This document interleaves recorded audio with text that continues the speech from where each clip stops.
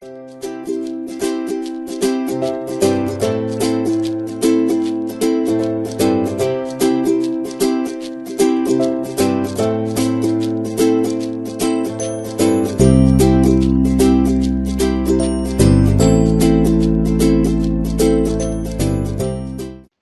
muito bem-vindos à segunda palestra do Novembrinho Azul 2020. Hoje, a aula será sobre conduta pós-natal nas hidronefroses e será ministrada pela doutora Camila Fachin, formada pela Universidade Federal do Paraná. Fez as residências em cirurgia geral e cirurgia pediátrica na Unifesp e, além disso, possui mestrado em ciências cirúrgicas multidisciplinar e doutorado pelo Children's Hospital. É médica assistência do Serviço de Cirurgia Pediátrica, professora ajudante do Departamento de Cirurgia e também da pós-graduação em Pediatria na Universidade Federal do Paraná. Gostaríamos de agradecer à doutora Camila Fachin por ter aceito esse convite da doutora Karine para dar essa palestra. Vamos passar agora a palavra para a nossa palestrante. Então, boa noite, né? Muito obrigada pelo convite. É uma honra estar aqui para dar essa aula para vocês. E a gente vai falar um pouquinho hoje sobre a conduta pós-natal da hidronefrose diagnosticada no pré-natal, tá certo? Eu vou introduzir alguns conceitos, daí a gente vai falar de diagnóstico e classificação, as principais etiologias da hidronefrose antinatal, a abordagem, o tratamento no pós-natal, e daí, por fim, eu vou apresentar um fluxograma, que é o fluxograma que a gente utiliza aqui no Serviço de Cirurgia Pediátrica da Universidade Federal do Paraná. Bom, é importante a gente saber que 20 a 30% de todas as malformações são malformações do trato urinário. Então, elas são extremamente comuns, tá? Ela é a causa mais frequente de doença renal crônica na infância, tá? E das malformações congênitas, a mais comum é a hidronefrose. É importante, antes da gente prosseguir, a gente conceituar a hidronefrose. Então, aqui é um rim normal, a pelve renal, os cálices renais, e aqui é um rim hidronefrótico. Então, eu tenho dilatação da pelve renal e dilatação dos cálices renais. Isso é hidronefrose. Importante é saber o que é hidronefrose e o que é ureterohidronefrose. Na ureterohidronefrose, como o próprio nome já denomina, eu tenho a dilatação do ureter, além da dilatação da pelve, ok? A hidronefrose, ela é mais comum no sexo masculino e geralmente ela é unilateral, tá? E a gente vai ver no decorrer dessa aula que ele é um tema controverso na literatura. Tem algumas coisas que depende a conduta de cada serviço, tá? E pode ser que eu deixe vocês com mais dúvidas ao fim dessa aula do que quando vocês começarem, tá bom? Mas eu vou apontando para vocês quais são as principais controvérsias na literatura, tá? A primeira grande controvérsia é o diagnóstico, tá certo? Então, a gente tem dois meios de classificar a hidronefrose no pré-natal. A gente pode usar simplesmente a medida anteroposterior da pelve, né, do diâmetro anteroposterior da pelve, que a gente vai chamar de DAP, ou a gente vai utilizar uma classificação, que é a classificação da Sociedade de Urologia Fetal, que é a SFU, tá certo? Eu vou mostrar essas duas classificações para vocês. Começando pelo diâmetro anteroposterior da pelve, que é a medida mais utilizada, tá? Alguns autores usam esse valor de 4 milímetros para ser o limite do diâmetro anteroposterior da pelve normal.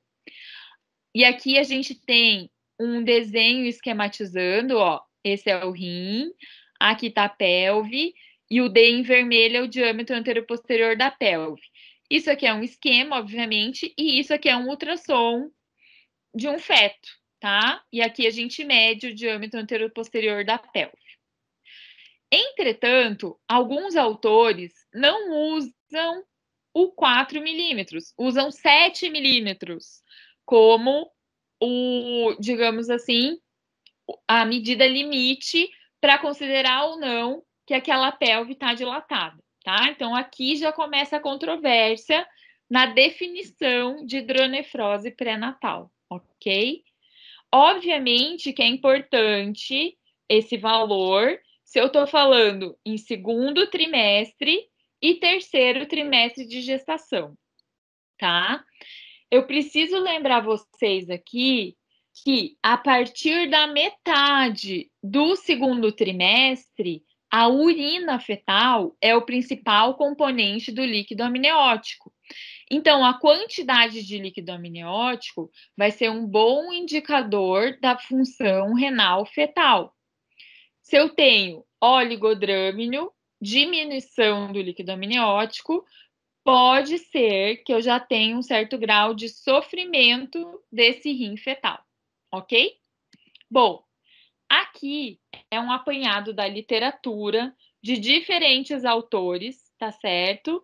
Para a gente classificar a hidronefrose, né? Aqui seria uma hidronefrose leve, aqui uma hidronefrose mais grave. Como vocês podem ver, a maioria dos autores, aqui identificados pelas flechinhas, vai usar até 4 milímetros o normal.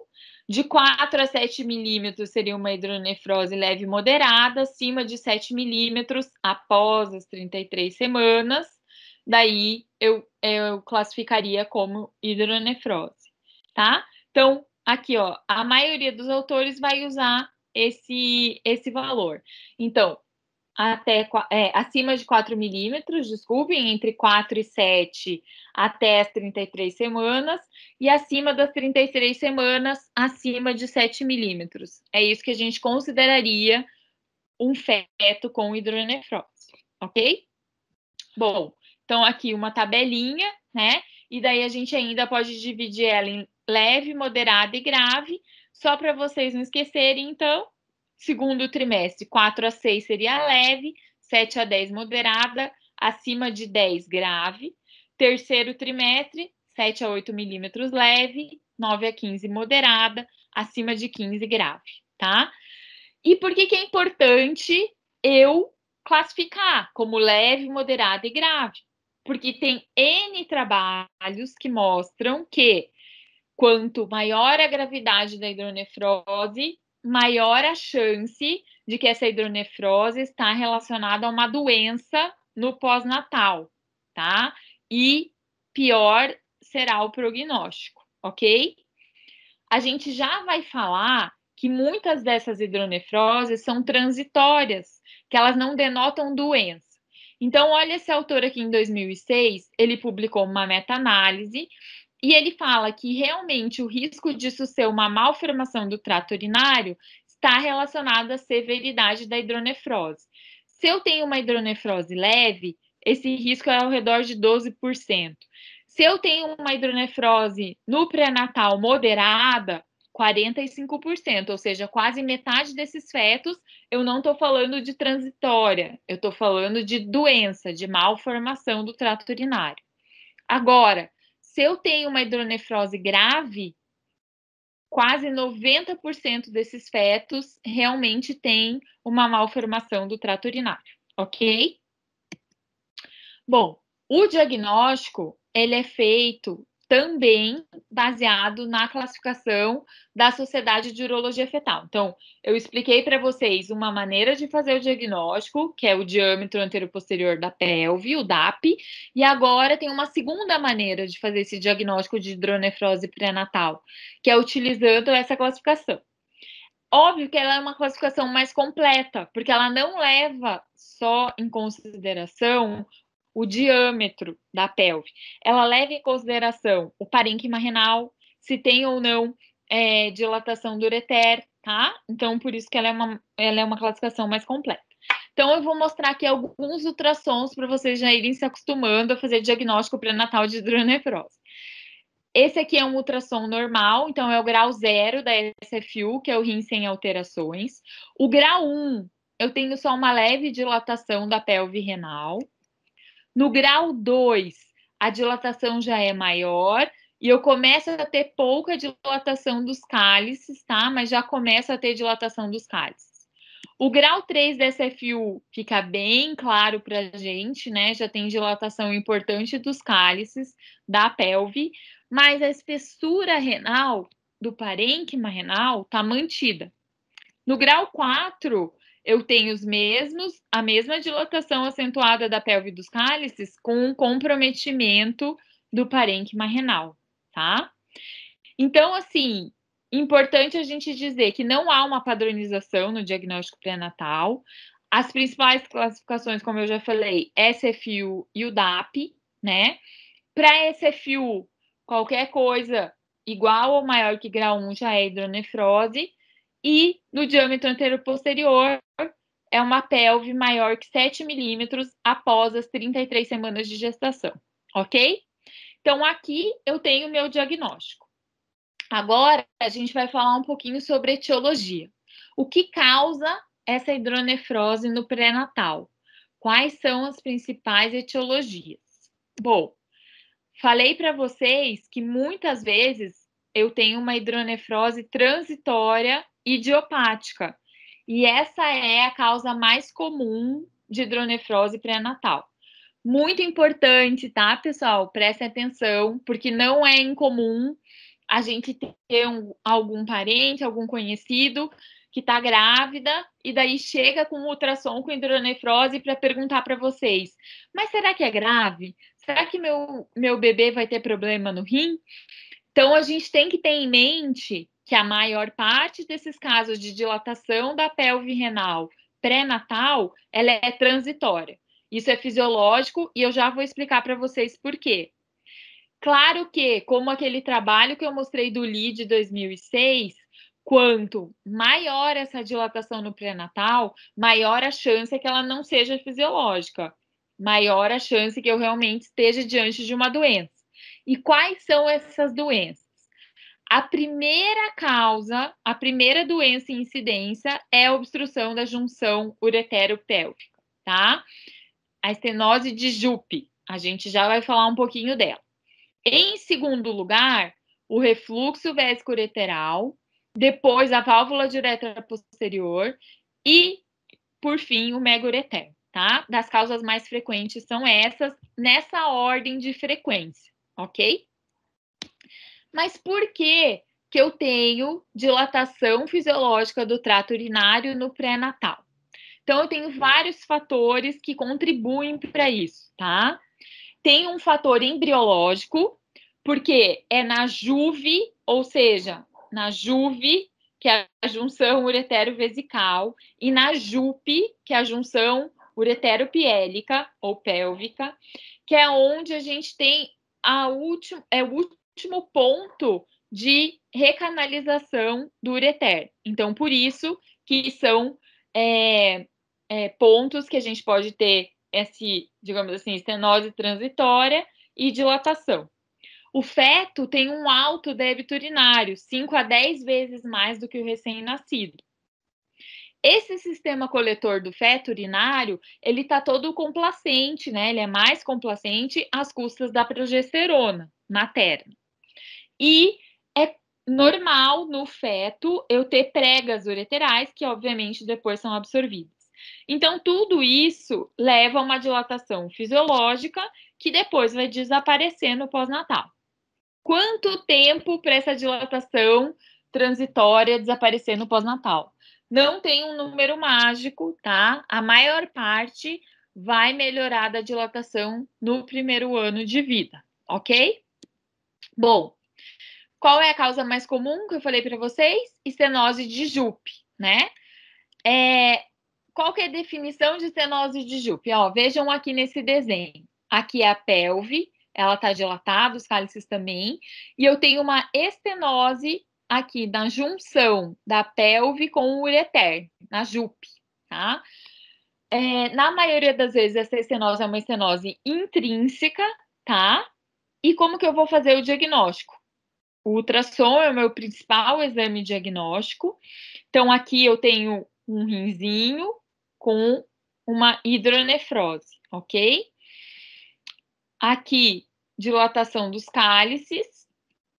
E eu vou pedir também, para ver como é que está a excreção de urina por esse meu rim, uma cintilografia com DTPA, tá? A cintilografia, se vier obstrutiva vai fazer o diagnóstico de estenose de Jupe, tá? Sempre eu vou operar? Isso é uma outra controvérsia na literatura, né? Na maioria das vezes, eu vou ter alguns critérios para indicar a cirurgia. Então, eu vou ter uma cintilografia obstrutiva, né? Cintilografia com DTPA obstrutiva, e eu vou ter perda de função ou sintoma, dor abdominal, infecção urinária, tá? Geralmente é nesses casos que a gente indica a cirurgia. A cirurgia, ela é feita, pode ser feita de maneira aberta ou por vídeo, tá? E eu vou fazer a ressecção ali daquele ponto da estenose, do ureter com a pelve, e vou reanastomosar essa pelve, e a gente chama essa cirurgia de pieloplastia desmembrada. A segunda causa mais comum de hidronefrose pré-natal é o refluxo vésico-ureteral, né?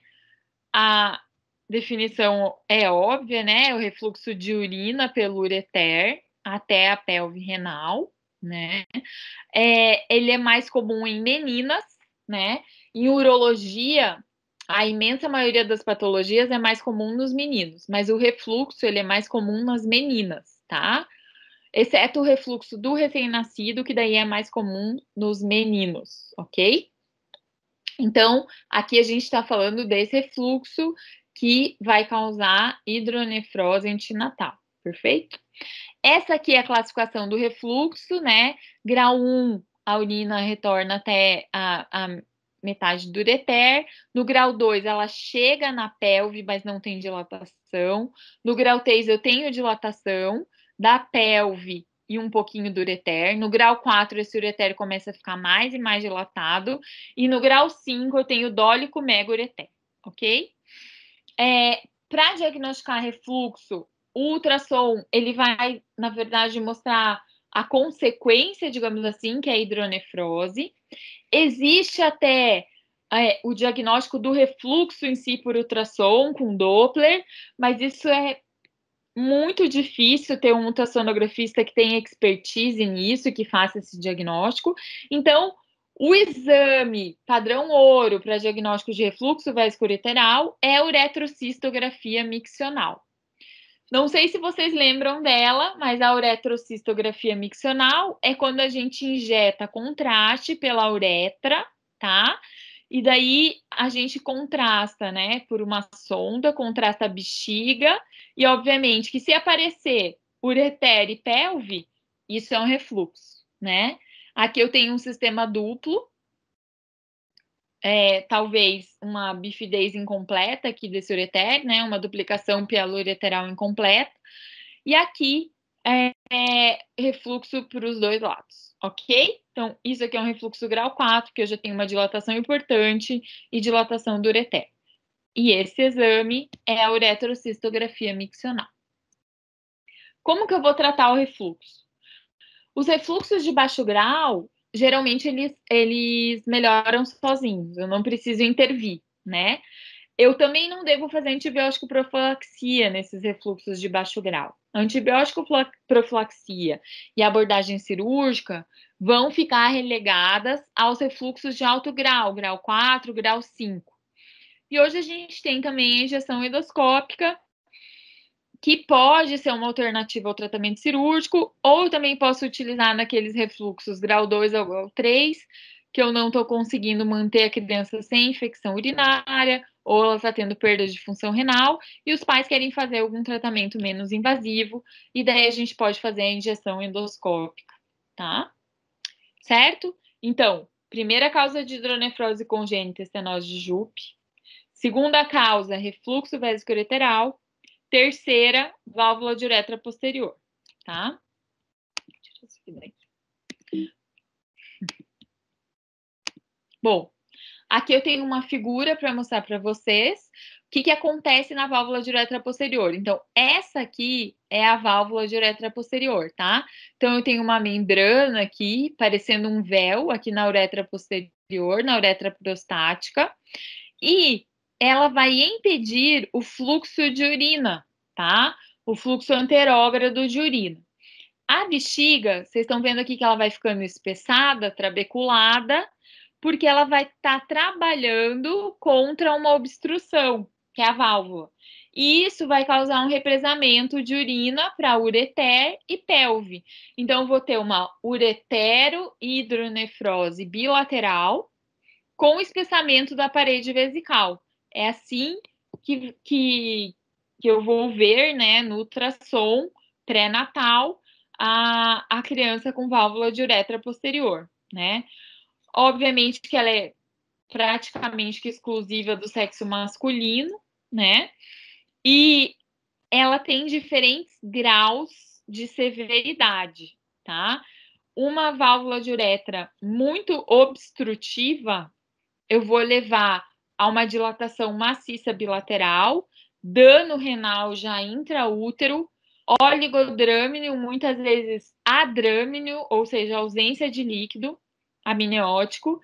Isso vai levar ao não desenvolvimento do pulmão e, consequentemente, a uma letalidade de praticamente 100%, tá? Óbvio que isso não acontece com todas as válvulas de uretra. Como eu falei para vocês, é um gradiente de severidade. Tem válvulas que são mais obstrutivas, válvulas que são menos obstrutivas. Aqui, o ultrassom pré-natal. Esse é o famoso sinal da fechadura, tá? Tem que ter um pouquinho de criatividade, né, para esses sinais. Mas vamos lá.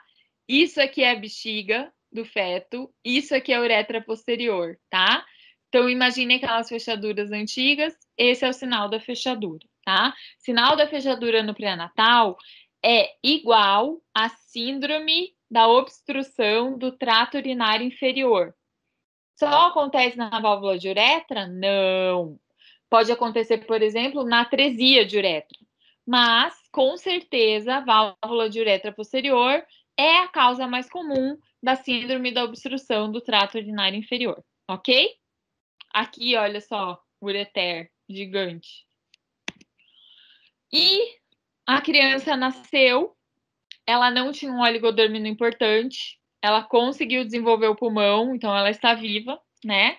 E a gente vai confirmar o diagnóstico de válvula de uretra posterior utilizando aquele mesmo exame que a gente confirma o refluxo vesicoureteral, que chama uretrocistografia miccional, ok? Então, aqui foi injetado contraste, ó, vocês podem ver a bexiga, e essa dilatação aqui é a uretra posterior, tá? Aqui, digamos, um close, né, de uma uretrocistografia miccional, mostrando aqui o ponto de obstrução da válvula de uretra posterior. E aqui, um caso bem severo, olha essa bexiga aqui, parece toda cabeludinha. Isso aqui são pseudodivertículos na bexiga, né? Por conta dessa bexiga trabalhar contra um esforço, olha essa uretra posterior aqui, que é dessa válvula aqui que está ocasionando uma obstrução à saída de urina. O tratamento ao nascimento é só... Oi, escutando? O tratamento ao nascimento é a sondagem uretral, tá? E a cirurgia, a fulguração da válvula de uretra, ela vai depender principalmente aonde esse bebê tá, quais são as condições do local e o peso do bebê, tá? É possível fazer a fulguração já no recém-nascido. Essa fulguração da válvula a gente faz por via endoscópica, tá? Então, para fazer isso, eu preciso ter um cistoscópio neonatal. E esse recém-nascido, ele tem que ser um recém-nascido de termo com bom peso, né? Ele não pode ser muito pequeno para a idade gestacional, senão nem o cistoscópio neonatal vai entrar, tá? Então, a gente viu aqui as 3 principais causas de hidronefrose antinatal. Então, qual que é a principal causa de hidronefrose antinatal?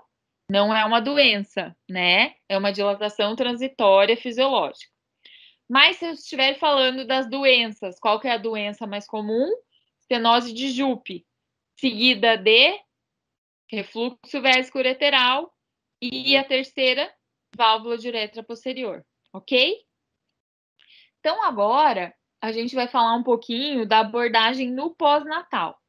Então, eu tinha uma gestante que no pré-natal fez um ultrassom e que ela tinha dilatação, né? O bebê, na verdade, no caso o feto, tinha dilatação da pelve renal, tinha hidronefrose.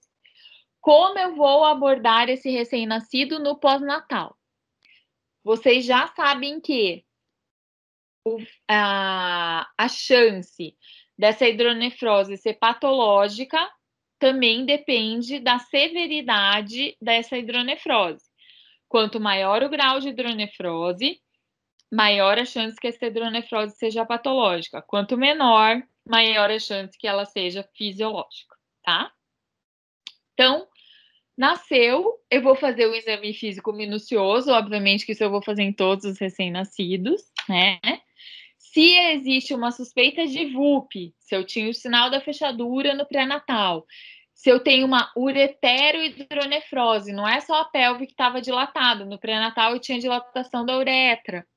Pode ser que eu esteja diante de uma válvula de uretra posterior.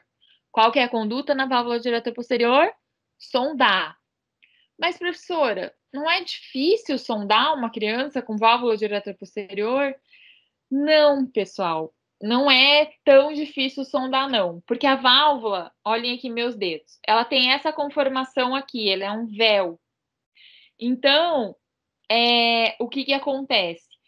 De baixo para cima, ou seja, por via retrógrada, eu não tenho obstrução do fluxo. Eu só tenho obstrução do fluxo por via anterógrada, tá? Então, não é complexo sondar. Qual que é o cuidado que eu tenho que ter? A uretra posterior está muito dilatada e algumas vezes a sonda vai enrolar na uretra posterior e não vai entrar na bexiga, tá? Então, cuidado para não deixar esse recém-nascido sondado na uretra posterior, ao invés de deixar a sonda na bexiga, ok? E se eu estou suspeitando de VUP, além de sondar, eu vou fazer um ultrassom e vou pedir uma uretrocistografia miccional. Os exames complementares possíveis no pós-natal são o ultrassom, a uretrocistografia miccional e a cintilografia renal, tá? Também existe uma certa controvérsia aqui em qual a ordem, o que pedir, tá? Mas, enfim, a maioria dos autores sabe, né? Sabe não, desculpa, concorda que o primeiro exame é uma ultrassonografia de rins e vias urinárias, né? É um exame não invasivo, simples de ser feito, está disponível na maioria dos lugares. Claro que ele é examinador dependente, então tem que ter alguém experiente fazendo esse ultrassom, né? Mas ele é sim o método mais utilizado. É importante a gente diferenciar as crianças que são de alto risco para as crianças de baixo risco. As crianças de baixo risco são aquelas crianças que provavelmente são só uma hidronefrose transitória e que, portanto, eu não necessitaria fazer uma investigação adicional ao ultrassom. Já as crianças de alto risco, que são aquelas hidronefroses mais dilatadas, maiores, existe uma grande chance de eu estar diante de uma malformação do trato urinário. E daí a gente tem que fazer a investigação complementar, ok? Na classificação da Sociedade de Urologia Fetal, baixo risco é classificação 1 e 2 e alto risco é SFU 3 e 4. Então, quando realizar a ultrassonografia renal, por favor, não esqueçam disso hoje, tá? O ideal é que seja após 48 horas de vida. Lembrem que nas primeiras 48 horas, 24 a 48 horas, o recém-nascido, ele sofre um processo de desidratação fisiológica, tá? Então, pensem comigo. Se eu tinha uma hidronefrose no pré, e daí eu faço esse ultrassom, no primeiro dia de vida, por exemplo, que é o período que esse recém-nascido está passando por esse momento de desidratação fisiológica, o que vai acontecer? Esse ultrassom, ele pode vir um falso negativo, né? Então, não mostrar uma hidronefrose que realmente existe, tá? Então, no mínimo 48 horas, tem gente que fala, inclusive, para esperar após a primeira semana, tá certo? Se o ultrassom vier normal, esse primeiro ultrassom, tudo certo? Não preciso realizar outro ultrassom depois? Deve realizar outro ultrassom depois, sim, entre 4 e 6 semanas de vida. Esse autor aqui mostrou que 45% dos recém-nascidos com a primeira ultrassonografia normal tinham alteração na ultrassonografia posterior, tá? Se a hidronefrose resolveu já lá no pré-natal, por exemplo, eu tinha um ultrassom de 34 semanas que tinha hidronefrose, mas aí ela repetiu com 37 e não tinha mais. Preciso repetir o ultrassom? Sim, preciso. Esse autor mostrou que 44% dos recém-nascidos com resolução intrauterina tinham hidronefrose no eco pós-natal. Bom, a gente já viu quando indicar desculpem, ultrassom. Agora vamos ver quando que a gente pede uma uretrocistografia miccional para esse recém-nascido que tinha um diagnóstico antenatal de hidronefrose. Isso é super controverso.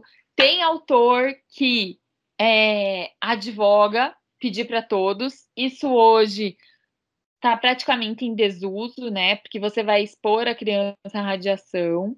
Então, a ideia é pedir uretrocisto só para casos selecionados, tá? Olha só, esse autor aqui advoga solicitar para todos, porque ele diz que 30 a 70% dos casos não seriam diagnosticados se a UCM não fosse realizada. Mas aí eu pergunto para vocês, eu não falei para vocês que os refluxos, por exemplo, de baixo grau, eles resolvem sozinhos? Então, por que eu preciso diagnosticar um refluxo grau 1, grau 2 se eu não vou fazer nada? Eu vou fazer uma uretrocisto, a criança pode ter infecção urinária, para diagnosticar uma doença que eu não vou tratar, não faz muito sentido para mim. Então, eu sou muito mais essa abordagem, que a uretrocisto ela é só para casos selecionados. O uretrocisto é um exame invasivo, tem que passar sonda, submete o recém-nascido à irradiação, porque tem raio-x, né? Então, a uretrocisto, para casos selecionados, é a estratégia mais encontrada na literatura, tá? Um estudo prospectivo com 61 recém-nascidos, realizado em 2012, mostrou que nenhum recém-nascido com hidronefrose de baixo grau, SFU grau 1 ou 2, unilateral, precisou de cirurgia. Então, eles não recomendam uretrocisto em SFU 1 e 2 unilateral. Agora, quando eu tenho acometimento bilateral, existe uma grande chance de eu estar diante de um caso de refluxo. E daí eles recomendariam realizar a uretrocisto.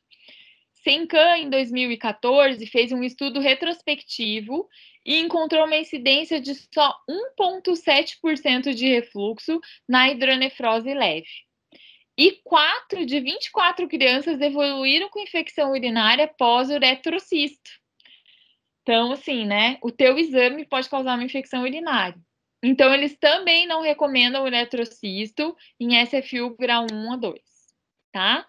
Então, assim, na literatura, o que a gente tem de consensos relativos, digamos assim? Quando que eu vou indicar? Quando eu tenho dilatação do ureter, e esse acometimento é bilateral, quando eu tenho alterações renais ou vesicais ou uretrais associadas, e, obviamente, quando eu tenho suspeita de válvula de uretra posterior. Tá certo? Vamos falar um pouquinho da cintilografia, então. Eu não sei se vocês lembram, mas a gente tem dois tipos de cintilografia. Tem a cintilografia renal dinâmica, que eu vou ver a excreção pelo rim, e tem a cintilografia renal estática, que eu vou ver a função renal. A cintilografia renal dinâmica, a gente vai fazer com o radiofármaco DTPA.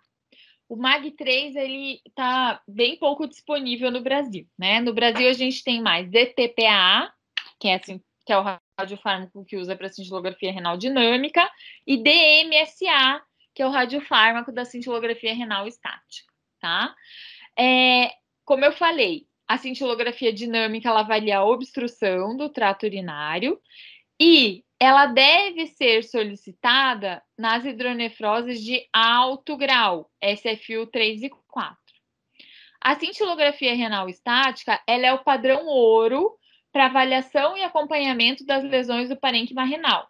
Então, na verdade, eu posso solicitar ela se eu tenho dúvida da função das unidades renais, né, do rim, tá certo?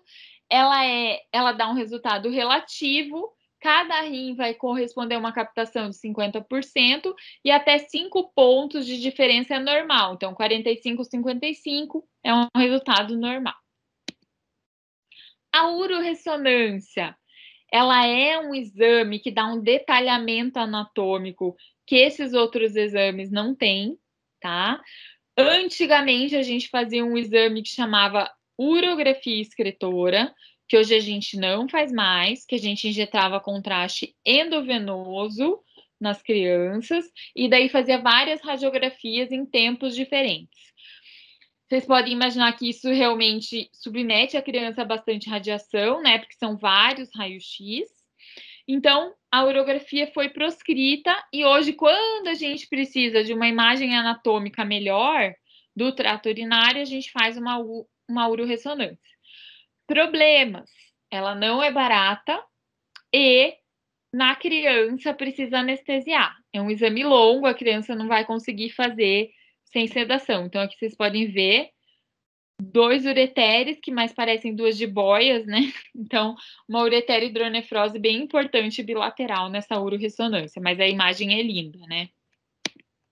Bom, aqui eu já falei para vocês que a urografia excretora a gente não utiliza mais.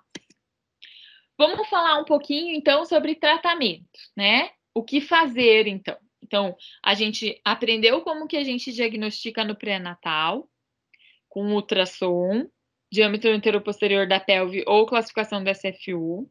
A gente aprendeu quais são as principais doenças que fazem essa dilatação.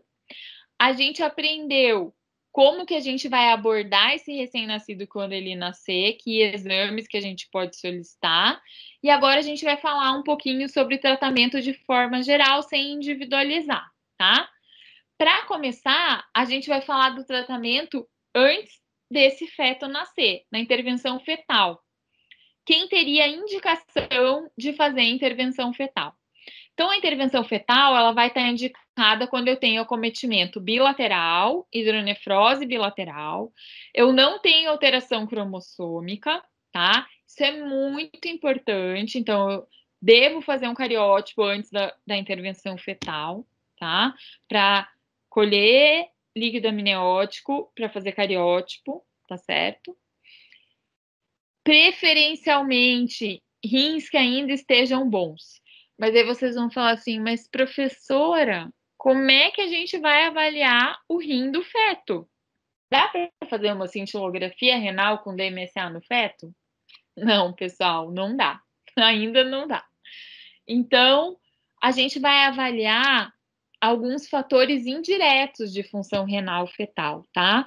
Isso é uma coisa que está sendo muito estudada, tem alguns marcadores moleculares, alguns marcadores de proteoma que estão sendo estudados para a gente avaliar a função renal fetal. O que a gente tem hoje?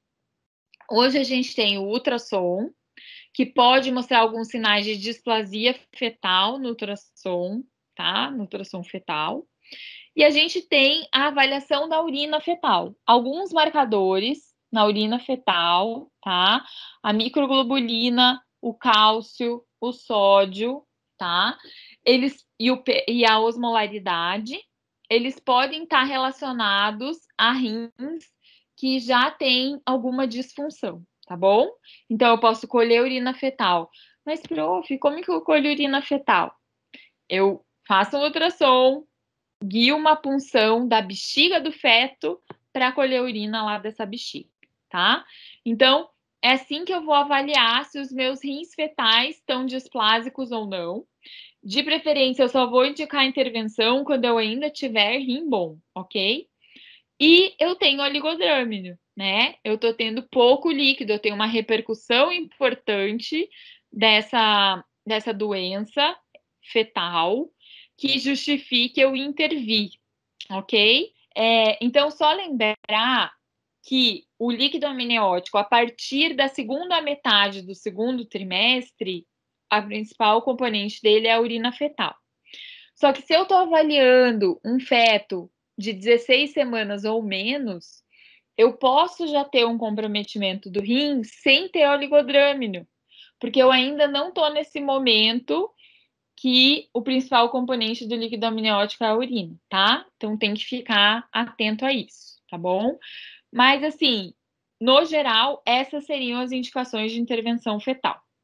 Qual é a intervenção fetal, né? A gente pode fazer a derivação vésico-amniótica. Olha só aqui, esse fetinho com este catéter aqui, que é um duplo pigtail. Então, fica uma ponta aqui enroladinha dentro da bexiga, a outra ponta dentro da cavidade amniótica, né? Seria fantástico o resultado se o feto não se mexesse tanto e não tivesse o reflexo de tirar o catéter, tá? Tem séries que mostram até 70% de deslocamento do catéter. Então, isso faz com que, assim, não seja um resultado lindo e maravilhoso aí com essa derivação vésico-amniótica, tá?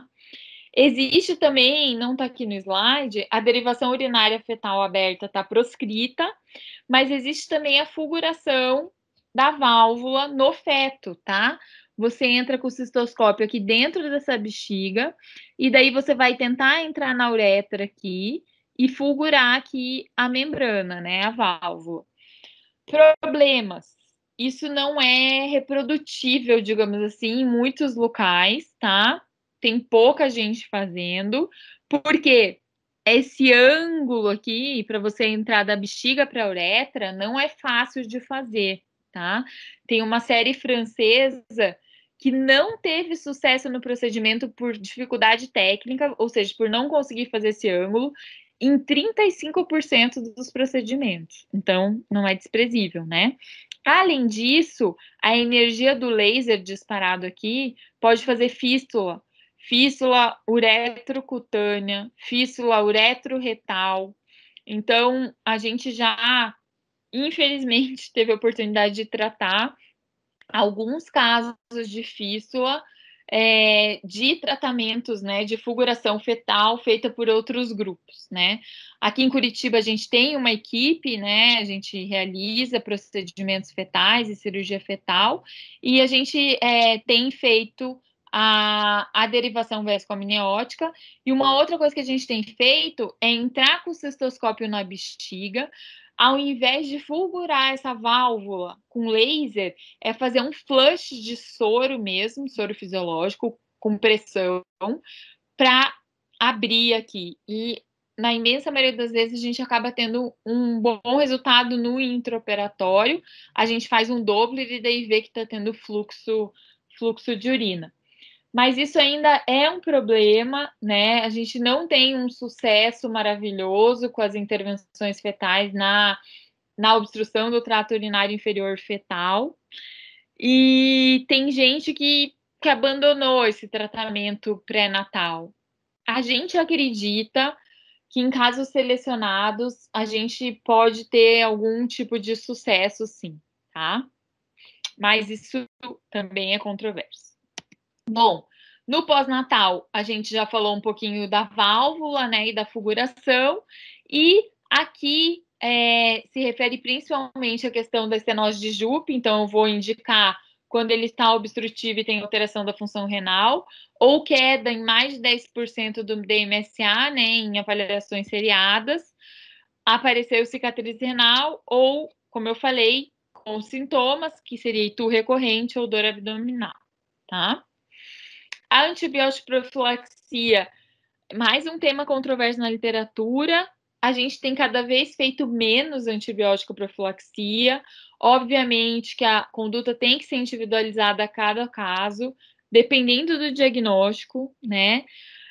Mas alguns autores, como por exemplo esse autor em 2013, fez esse trabalho e ele indica sempre que eu tiver um SFU grau 3, 4 e um diâmetro anterior-posterior maior que 10, com dilatação de ureter ou diagnóstico de refluxo, ele vai indicar a antibiótico profilaxia. Bom, agora eu vou apresentar para vocês um fluxograma que a gente utiliza aqui. Não se desesperem, porque olhando assim ele é gigante, mas a gente vai quebrar ele em pequenos pedacinhos para a gente ir vendo ele com calma, porque a gente ainda tem alguns minutinhos, tá? Então vamos lá. Hidronefrose no pré-natal. Eu tenho esse diagnóstico no pré-natal, nasceu o bebê, perfeito?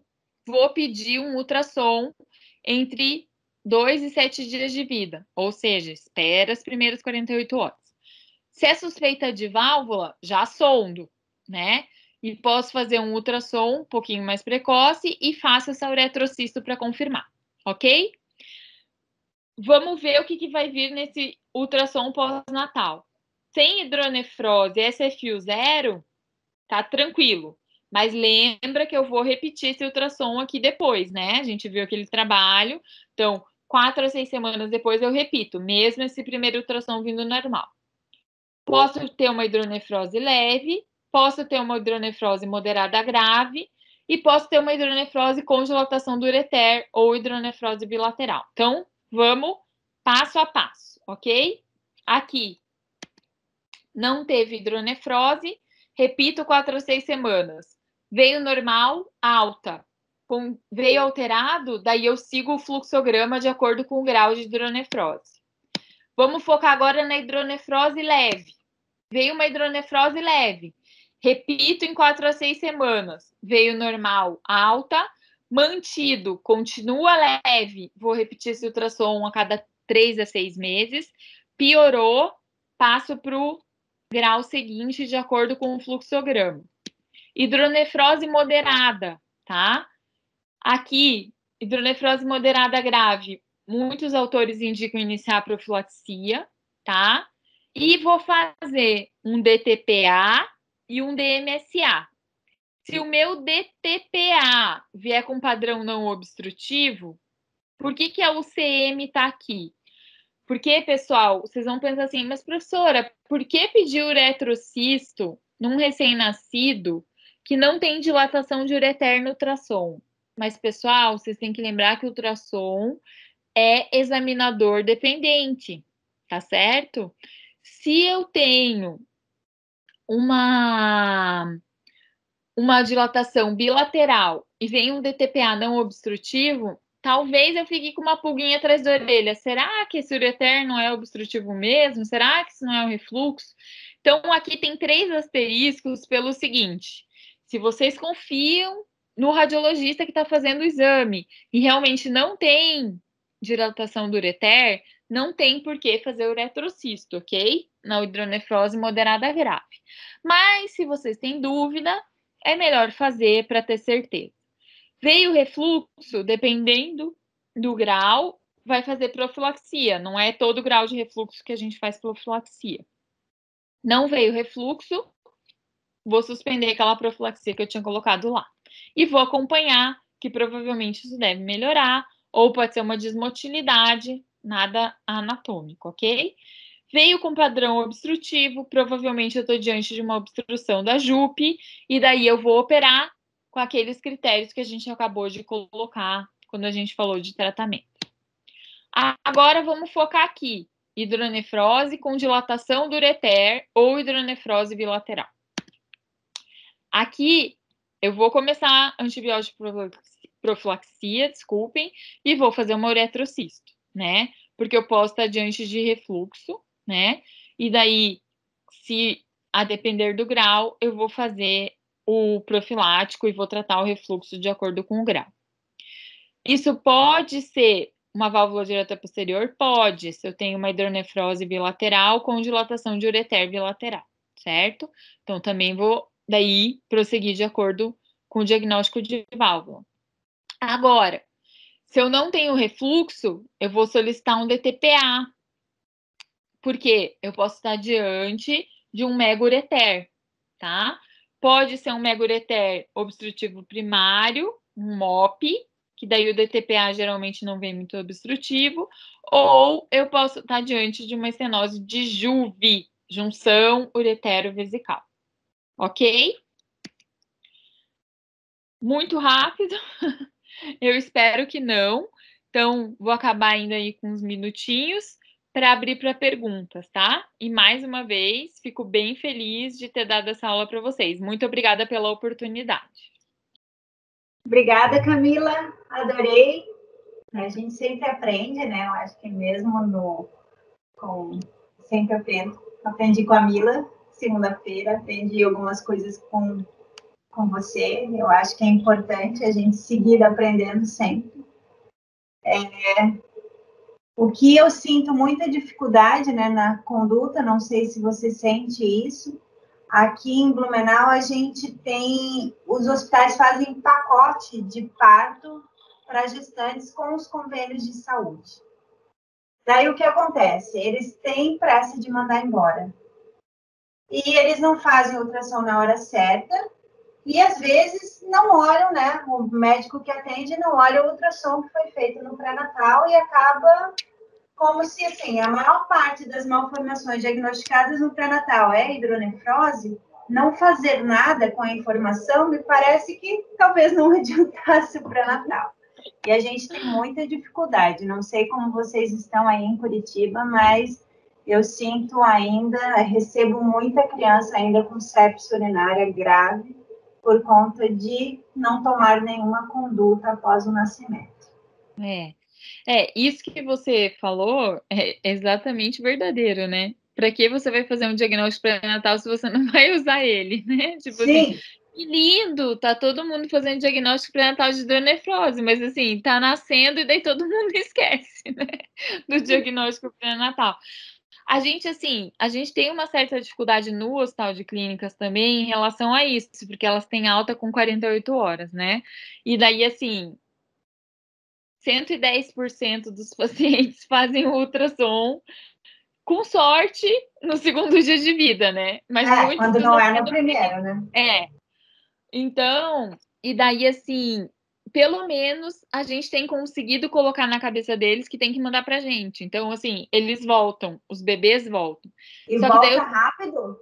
Volta rápido. Porque eu tenho um ambulatório que é só para referência do hospital, assim, né? E como a gente é uma maternidade de alto risco, então eles acabam voltando rápido. Eu tinha antes um segundo problema, que era conseguir o segundo ultrassom. A gente tinha uma fila absurda do ultrassom.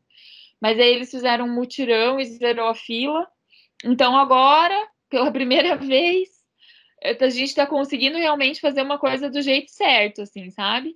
Eles voltam, eu consigo fazer ultrassom, daí a cada 3 meses eu consigo repetir o ultrassom, e se tá piorando eu consigo fazer cintilografia.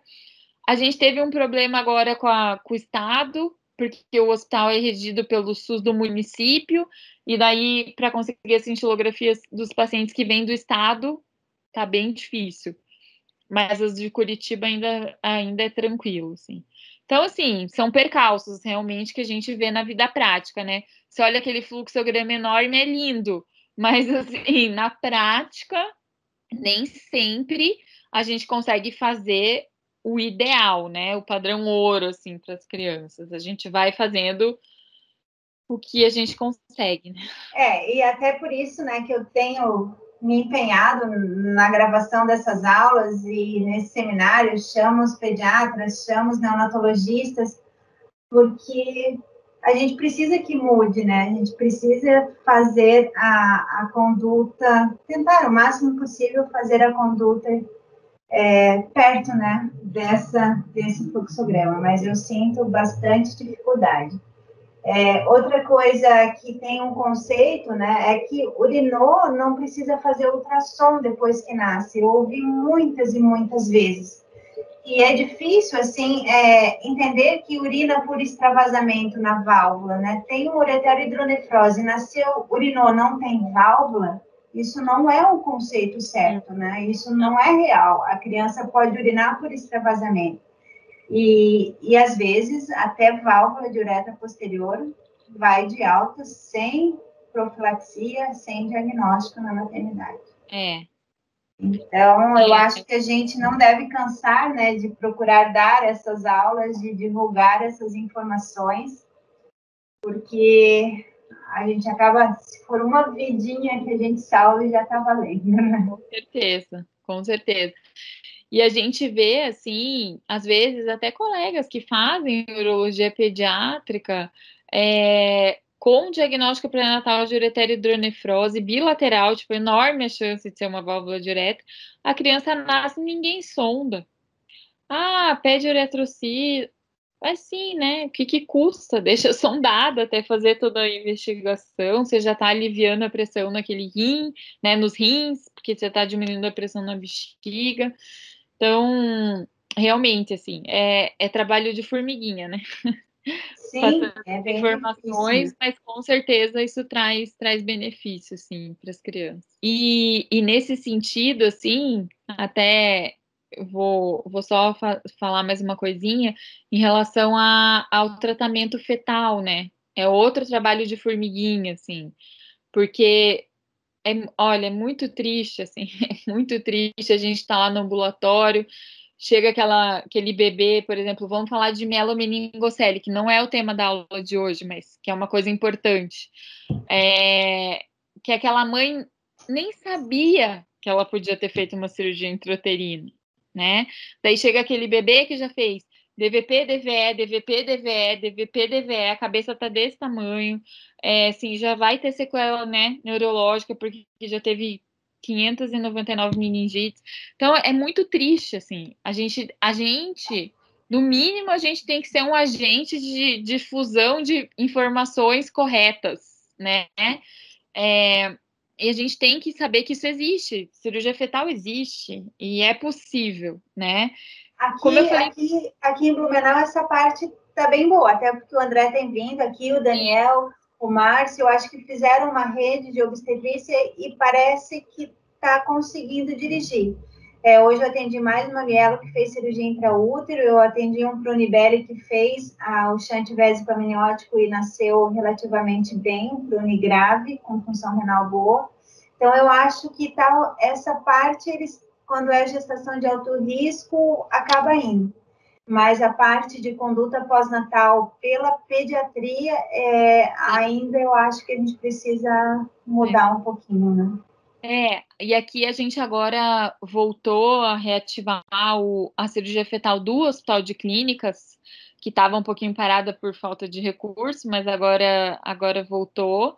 E então a gente está fazendo cirurgia de mielo no SUS. Então, assim, né? É uma coisa muito legal, assim, porque as pessoas têm que ter as mesmas oportunidades, né? É muito. O que aqui a gente conseguiu fazer algumas do SUS, mas é pela Associação de Pais e Portadores de Mielo, eles arrecadam dinheiro e conseguiram fazer a cirurgia das crianças que nasceram nos últimos tempos. Isso tem que ser uma bandeira, assim, né? Porque todos têm que ter direito a isso, né? É uma coisa que muda muito.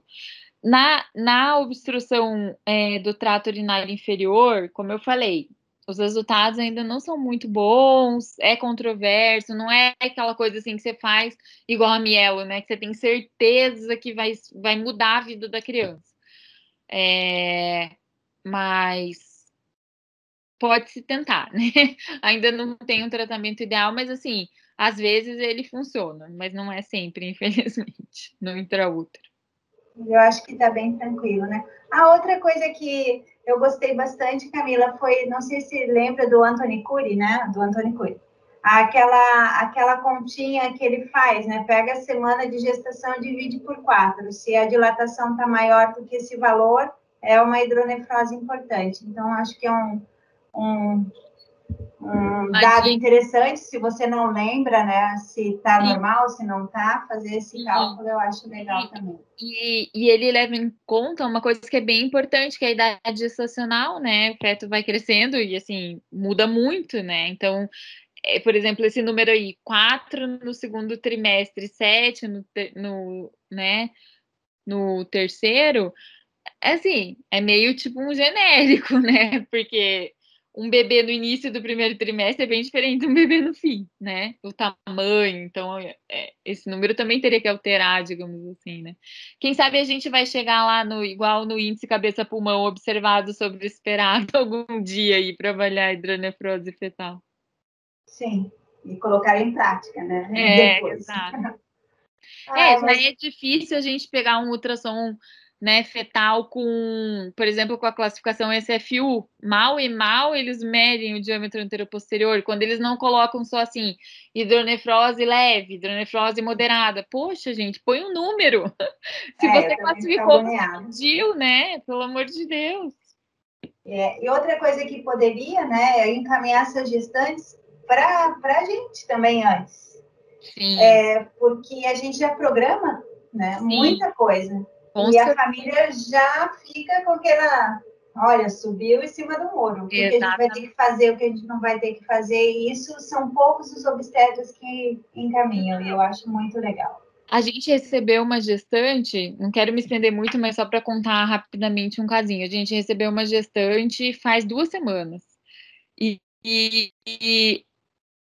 Então, assim, não tinha mais quase líquido amniótico. Acho que ela já estava com 24 semanas. E o obstetra falou bem assim para ela. E era uma ureteres hidronefrose bilateral, com o sinal da fechadura, parecia ser uma válvula de uretra. O obstetra falou assim: olha, procura alguém que faz procedimento fetal, mas é bem tranquilo, assim, eles vão só desviar ali a urina e vai ficar tudo bem, você vai ver. Ai. E daí você tem que ser a pessoa para dizer que, assim, olha, a chance, né, de não dar certo, do seu filho não sobreviver é enorme, né? Então, assim, é desconhecimento, né? Então, realmente precisa difundir. Obrigada, Camila. De nada, gente. Muito obrigada pelo convite, A tá? gente agradece por ter aceitado, né? Queria agradecer também a presença de todos os ligantes aqui. E até a próxima palestrinha do Novembrinho Azul, né? Obrigada, boa noite, Nada. gente. Tchau, gente. Boa Tchau, noite. tchau. Tchau.